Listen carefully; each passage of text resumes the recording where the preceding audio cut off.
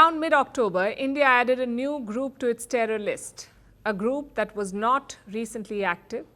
It's called the Hizb-ut-Tahrir, or HUT. 2 months later, it's clear why India added it to the list. Because the HUT has found fertile ground in Bangladesh. Let me introduce one of its main leaders, Naseemul Ghani. He used to be a career bureaucrat, but in the year 2000, he set up the HUT in Dhaka. Back then, the Bangladesh Nationalist Party, the BNP, was in power. They did not care about radicals or Islamists because they were the same. When Sheikh Hasina came to power in 2009, she banned the HUT.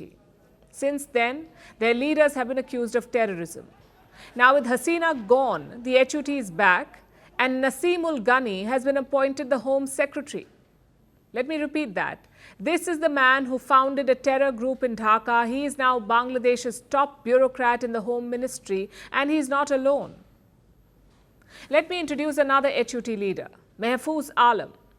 He is a member of Muhammad Yunus's cabinet. Last week, he posted this picture on social media. It shows Bangladesh annexing India's northeastern states. He said India has colonized the northeast. These are the sort of people in Yunus's team. Yet Dhaka wonders why India is worried. So tonight, let's take a closer look at this group, the HUT. What do they stand for? What is their strategy? And how will it affect India? The Hizb-ut-Tahrir was established in 1953 in Jerusalem. The title means Party of Liberation. They reject ideas like secularism and democracy. Their goal is to create a global caliphate, much like the Islamic State. So how are they different from ISIS? Because on paper, the HUT rejects violence, which is frankly an absurd claim. Without violence, how do they plan to dismantle democracies? By asking nicely? The fact is that this non-violence claim is nonsense.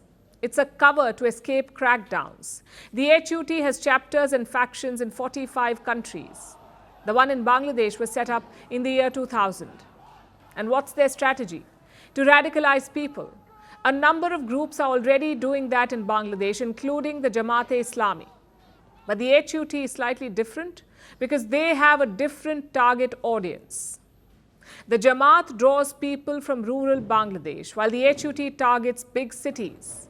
They radicalize college students and professionals. How? Apparently, storytelling is a big tool.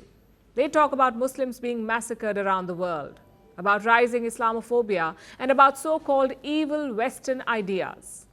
The strategy is called shock, demolish, and rebuild. Shock them with claims of massacre, demolish their belief in ideas like democracy, and rebuild using Islamist ideology. This is the HUT playbook in a nutshell. And from the looks of it, it is working. In October, Bangladeshi students took out massive rallies. They were carrying flags of the Islamic State. Back then, Bangladeshi officials blamed the HUT for this. They also arrested 10 people linked to the march.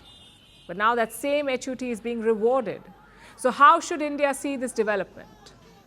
Well, there is an HUT charter in India as well, and New Delhi is quite worried about it. Yesterday, Indian officials charged 2 men from Tamil Nadu. Both of them are members of the same group, the HUT.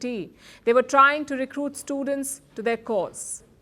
Last month, India's Home Ministry organized a key counter-terrorism meet. All the intelligence and security agencies were present, and one of the issues they discussed was the HUT.